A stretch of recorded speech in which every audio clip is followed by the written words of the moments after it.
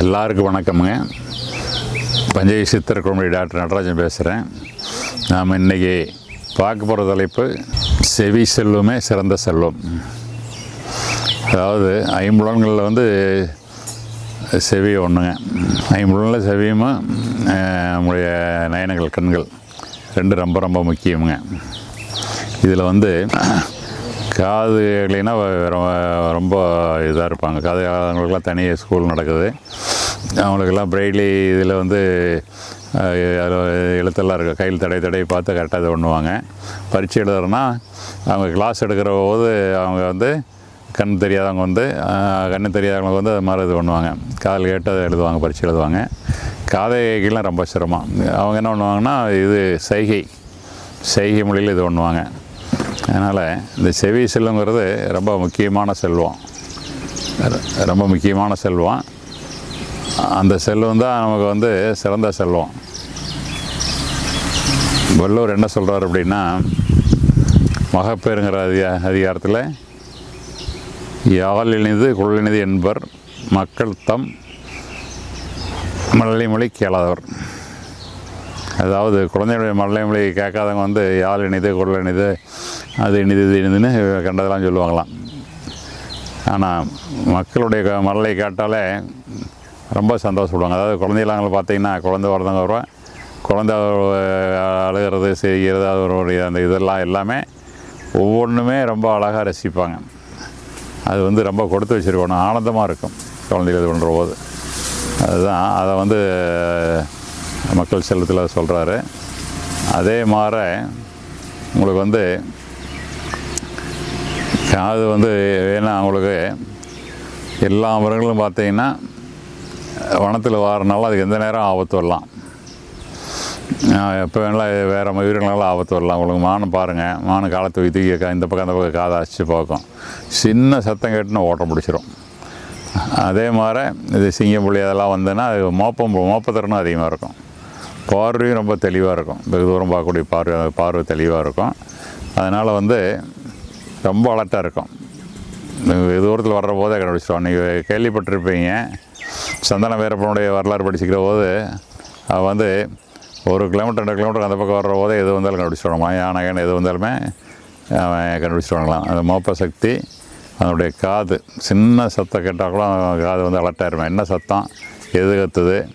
அதே மாதிரி சில விலங்குகள் வர்ற போது என்ன பண்ணுறாங்க அப்படின்னா, சில விலங்குகள் வர்ற போது சில குருவிகள் கத்தும். இந்த குருவி கத்துச்சுன்னா இந்த விலங்கு வருதுன்னு தெரிஞ்சுக்குவான். அது மாதிரி ஒளிஞ்சு வாழ்ந்ததுனால அவனுடைய ஐம்புலன்கள் ரொம்ப மேக்சிமம் அலர்ட்டாக இருக்குது, ரொம்ப கவனத்தோடு இருக்குது. சின்ன சிலப்பையும் கரெக்டாக கண்டுபிடிக்குது. அதனால் அவனை யாரும் கடைசி வரைக்கும் பிடிக்க முடியல. அப்புறம் கடைசியாக தான் இது பண்ணாங்கன்னா உள்ளால் வச்சா பிடிச்சாங்க. அது மாதிரி இந்த ஒளிங்கிறத உங்களுக்கு அது நாதம் ரூபம் நமோம்பாங்க. நாதம் அந்த சவுண்டு. இப்போ ஒரு குருநார்கிட்ட போய் தேசியில் தேசம் ஜபதேச குரு சிசினுக்கு ஒரு மந்திரம் சொல்லிக் கொடுப்பார். ஓம் நமச்சிவாயா, ஓம் நமோ நாராயணா, அது மாதிரி ஒரு மந்திரம் சொல்லி கொடுத்தாங்கன்னா அந்த மந்திரத்தை அமைதியான ஒரு இடத்துல கண்ணை மூடிட்டு திரும்ப சொல்லிகிட்டே இருக்கணும். 1000 தடவை 1,00,000 தடவை இது மாதிரி சொல்ல வாயும் சொல்லுது, காதும் கேட்குது.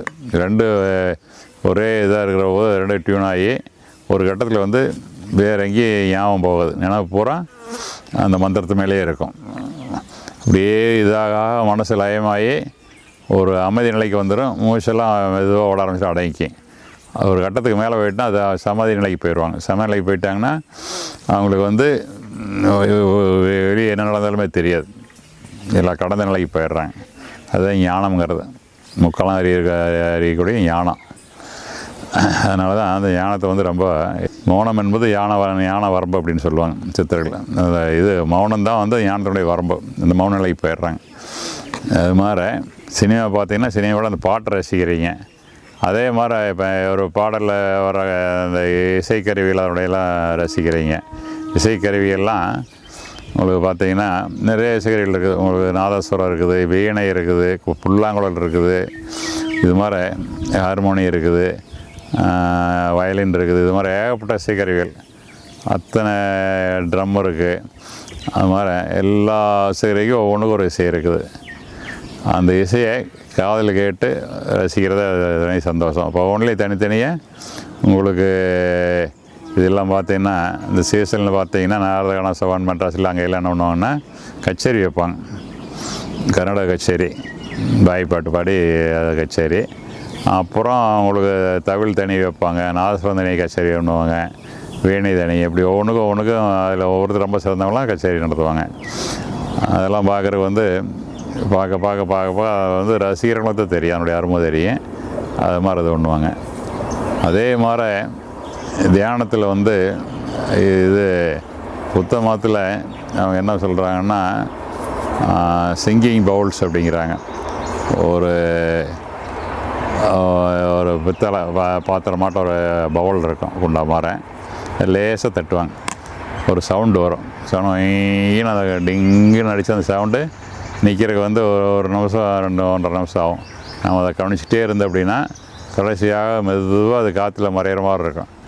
கவனிக்க என்ன ஆகும் அப்படின்னா ரொம்ப நேரம் 3 நிமிஷம் 4 நிமிஷம் அந்த சவுண்டு முழுசாக மறையிற வரைக்கும் பார்க்கலாம். இப்போ நாமெல்லாம் சாதாரணமாக கேட்டோம்னா அது வந்து சும்மா ஒரு நிமிஷம் 1.5 நிமிஷத்தில் மறைஞ்சிரும், அந்த அளவுக்கு சவுண்டு வரும். அப்புறம் அடுத்தது ஒரு அடி அடிப்பாங்க, அதே வந்து உள்ள தண்ணியை ஊற்றி அதை அடிப்பாங்க. அப்புறம் லேசாக உரசுவாங்க சைடில், அந்த இது குச்சி மாதிரி இருக்கிறத உரசுவாங்க. அது வந்து தியானத்துக்கு உதவுது. புல்லாங்குழலும் அதே மாதிரி தான் தியானத்துக்கு உதவியாக இருக்குது. அப்புறம் பார்த்திங்கன்னா வீணையோட ஒளி, ஒன்றுமே நம்ம தியானத்துக்கு வந்து ரொம்ப உறுதுணையாக இருக்குது. இந்த ஒளி வச்சு நம்ம மனசை ஒரு கட்டுப்பாட்டு கொண்டு வந்துடலாம். இந்த மனசு அங்கேயும் இங்கேயும் போகாது. நீங்கள் போய் ஒரு அடர்ந்த வனத்தில் போய் இருந்தீங்கன்னா, அடர்ந்த வனத்தில் ஃபாரஸ்ட்டில் போய் அங்கே இருந்தீங்கன்னா உங்களுக்கு அரும்பு தெரியும். அங்கே போயிருந்தீங்கன்னா காற்றடிக்கிறது மூங்கலில் வந்து சிறு சத்தமெல்லாம் கேட்கும். மூங்கல்லாம் சிறு சத்தமெல்லாம் கேட்கும். மூங்கல் தான் நம்ம புல்லாங்குழலாம் தயார் பண்ணுறோம், அந்த சத்தமெல்லாம் கேட்கும். அப்புறம் என்ன பண்ணும் அப்படின்னா உங்களுக்கு அதில் இந்த குருவிகள் போடுற சத்தம், மற்ற இடதலையில் ஆடுற சத்தம், இதில் விலங்குகள் போச்சுன்னா அந்த சருகெல்லாம் வந்து சருகெல்லாம் வந்து உங்களுக்கு சலசலம் சத்தம் கேட்கும். காற்றடித்தாலும் சருகெல்லாம் சத்தம் கேட்கும். அப்படியே இருக்கும்போது காற்றடிக்கிறது மேலே காஞ்ச இலையெல்லாம் வந்து மெதுவாக வந்து கீழே வந்து விழுவும். அது ஒரு ரொம்ப மெல்லி சத்தமாக இருக்கும். இது மாதிரி அப்புறம் உடம்புல துணி இல்லாமல் வந்தீங்கன்னா அந்த இது அடர்ந்த காட்டில் நம்ம தோட்டத்திலே நிறைய மரமட்டையில் இருக்கிற உள்ள வந்தோம்னா லேசாக அந்த பூங்காற்று மாதிரி ஒரு தென்றல் காற்றுன்னு சொல்கிறோம்ல, தென்றல் காற்று வரும். தென்றல் காற்று வந்து மேலே படுற போது அந்த ஸ்பரிசம் உடல் தோலுடைய உணர்ச்சி அந்த இது அது ஒரு மாதிரி இருக்குது. அந்த காற்று வர்றது அது ஒரு சத்தம் ஏற்படுத்தும். அது வந்து நீங்கள் கேட்கலாம். அது மாதிரி இந்த காதை வந்து நாம் எல்லா வகையிலும் பயன்படுத்தலாம். தியானத்துக்கு, மற்ற இன்பத்துக்கு, சந்தோஷத்துக்கு, எல்லா வகையிலையும் நாம் காதை பயன்படுத்தலாம். அதனால் இந்த செவி செல்வத்தை வந்து நாம் எப்படி காப்பாற்றுறது, செவி செல்வத்தை எப்படி காப்பாற்றுறதுனா காதை வந்து ரொம்ப சத்தமாக இப்போ சினிமா பாட்டுலாம் போட்டு ரொம்ப டங்குன்னு அடிக்கிறாங்க, ஆடுறாங்கல்ல, ஃபுல்லாக சவுண்ட் வைக்கிறாங்க. மியூசிக் கச்சேரியெல்லாம் மற்ற வச்சிங்கன்னா ஆட்டம் பாட்டம் அது ஓட சவுண்டெல்லாம் பார்த்தா பெரிய பெரிய ஸ்பீக்கர் வச்சுருப்பாங்க, பாக்ஸ் ஸ்பீக்கர் பெருசாக 8 அடிக்கு 8 அடி 10 அடி 10 அடி அப்படிலாம் வச்சுருப்பாங்க. அதில் உள்ள நிறையா ஸ்பீக்கர் இருக்கும். டும்முன்னு அடிக்கிற போது காது சேவடாக போயிடும். அதே நேரம் பார்க்குற போது ஒரு குறிப்பிட்ட அளவுக்கு மேலே அந்த வைப்ரேஷன் வர்ற போது காதுக்கு இருக்கிற வந்து அந்த டெம்பானிக் மெம்பரன் ஜவ்வு வந்து வீக் ஆயிரும், இதாகுது. அதே மாதிரி வாகனத்தில் ஓடுறது ஆறுன நிறைய அடிக்கிறாங்க, அது வந்து காது இது ஒன்றும். ரயில் ஓட்டத்தில் வந்தோம்னா ரயில் போகிற அந்த சத்தங்கத்தில் அதிகம் கட்டுறது ஒன்றும். பொட்டாசு அடிக்கிறது அதுலேயும் சத்தம் வந்து காது சைடாக போயிடும். சில பக்கத்துலேயே விட அது காதே போயிடும். அப்புறம் அதே மாதிரி ஏர்போர்ட்லாம் கிளம்புதில்லை, ஸ்டார்ட் பண்ணி பயங்கரமாக சத்தம் வரும். அந்த சத்துலேயும் காது சைடாக இருக்க நிறைய வாய்ப்பு இருக்குது. அதுக்கு என்னென்னா காதில் மப்ளர் போட்டுக்குவாங்க. மப்ளர் போட்டாலுமே அப்போவுமே காதை பாதிக்கு நிறைய பேர் சொல்கிறாங்க, விஞ்ஞானிகள்லாம் சொல்கிறாங்க காதில் சத்தம் வராமல் இருக்குது. அப்புறம் துப்பாக்கி சொல்கிற போது இது பண்ணுற போதெல்லாம் அதுக்கு காதில் மப்ளர் போட்டுக்கிறாங்க. பீரிங் சொல்கிற போது அது காதுக்கு வந்து சைடு உள்ள வந்து சத்தம் வெளியேறாமல் போட்டுக்குவாங்க, இல்லைனா காது சவுடாக போயிடும். அப்புறம் குளிக்கிற போது மற்றதெல்லாம் காதில் தண்ணி போகாமல் பார்த்துக்கணும். தண்ணி போச்சுன்னா தலைகளை சாய்ச்சி அடித்து இப்படி தட்டோம்னா தண்ணி வெளியே வந்துடும். அது மாதிரி அப்புறம் காதில் வந்து சில சமயத்தில் வந்து இது அழுகுகளுக்கு சேர்ந்து இன்ஃபெக்ஷன் ஆச்சுன்னா காதில் சீ பிடிச்சிக்கும். அதே மாதிரி சளி பிடிச்சது அப்படின்னா, சளி அதிகமாக இருந்தது அப்படின்னா மூக்கு அடைச்சிக்கும். சின்ன வயசில் பார்த்திங்கன்னா மூக்கு அடைக்கும். அப்புறம் தொண்டைக்கும் காதுக்கும் ஒரு டியூப் இருக்குது, ஈஸ்டேஷன் டியூப்னு சொல்கிறது. அதில் உள்ள காற்று இருக்கணும். காற்று இல்லாமல் அதில் அந்த சளி உள்ளே போய் அதிலே சளி அடைச்சதுன்னா காது கேட்காது, காது மந்த மாதிரி நீங்கள் பார்த்துருப்பீங்க, நிறைய தடவை உங்களுக்கு அனுபவமாக இருக்கும். அது வந்து ரொம்ப அடைச்சிருமால இதாக இருந்ததுன்னா அதில் என்ன ஒன்று உள்ள அந்த இது சீல் பாமாகி அது வந்து அந்த காதில் இருக்கிற ஜவ்வை ஓட்ட பண்ணி காது வழியே சீ வெளியே வரும். நிறையா பசங்களை பார்த்துருப்பீங்க. இப்போல்லாம் ஆன்டிபயோட்டிக் நிறையா வந்தனால அது பெருமா வாரதில்லை. முன்னையெல்லாம் காது சீ வந்துகிட்டே இருக்குது. கவனிக்கப்படலாம் இதில் ஜவ்வில் ஓட்டையாயிரும். ஓட்டையாச்சுன்னா காது சரியாக கேட்காது. இப்போ அதுக்கெல்லாம் இது பிளாஸ்டிக் சர்ஜரி பண்ணி ஆப்ரேஷன் பண்ணுறாங்க. அதனால் அது காதை வந்து ரொம்ப கவனமாக இது பண்ணிக்கணும். அந்த காலத்தில் என்ன பண்ணுவாங்கன்னா, எண்ணெய் தேய்ச்சி குளிக்கிறது வாரத்தில் நாளைக்கு ஒரு 4 சொட்டு எண்ணெய் உள்ளே விட்டு அப்புறம் அதை தொடச்சிடுவாங்க. உள்ளே வந்து லூப்ரிகேஷன் இருக்கும், ஜவ்வு நல்லா இருக்கிற அது மாதிரி விடுவாங்க. வாரத்தில் ஒரு நாளைக்கு எண்ணெய் தேய்ச்சி குளிப்பாங்க. தலைக்கெல்லாம் எண்ணெய் தேய்ச்சி குளிக்கிறோம், அது உடம்பு ஆரோக்கியம் நல்லாயிருக்கும். அப்புறம் இந்த காதை வந்து நல்லா இது பண்ணுறதுன்னா, நம்ம இது மாதிரி தேவையில்லாத சத்தெல்லாம் கேட்கக்கூடாது. அடுத்தது வந்து நம்ம என்ன பண்ணணும் அப்படின்னா, உடம்பு ஆரோக்கியம் வச்சுக்கோன்னா இயற்கையான உணவு சாப்பிடணும். இயற்கையான உணவுனா, அதாவது நாம் சமையல் பண்ணாமல் சூரியனே சமைச்ச உணவு, அதுதான் இயற்கை உணவு. பச்சை உணவு, உயிருள்ள உணவு.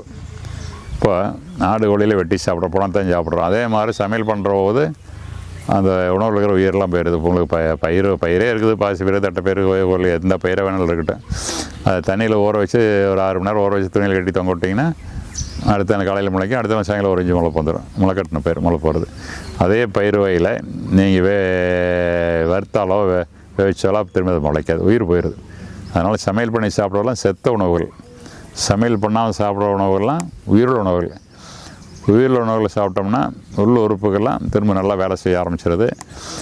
அப்புறம் 2வது மலச்சிக்கல் போயிடுது. மலச்சிக்கல் போயிட்டாலே மலச்சிக்கல் வர்றது எல்லா சிக்கலும் வராது. எல்லாத்துக்கும் காரணம் மூல காரணம் மலச்சிக்கல் தான்.